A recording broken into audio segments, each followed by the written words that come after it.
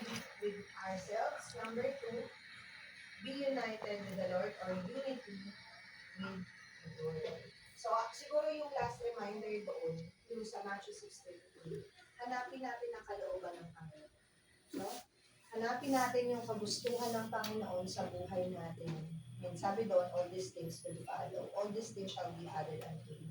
Pero ang first requirements, seek yung righteousness niya, seek yung kingdom ng Panginoon. That's the only thing talaga that we will be one or we will be united with the Lord. So, ano yung mga practical things na pwede natin gawin? Siyempre, para Dadami din ang member ng unity church. tayo, in Lalaki unison din ang tayo sa church. Panginoon, dapat magpo-commune tayo sa Kanya. Lalaki din ang church. Dadami rin ang membro. Pray tayo. Hindi ko alam kung paano, pero As in, lagi-lagi magiging mega church hininga din. natin yung panalangin. Libre naman Magiging yun. mega church din tayo. Huwag tayong Hindi mahiyang ko alam kung lumapit talaga sa alam Panginoon.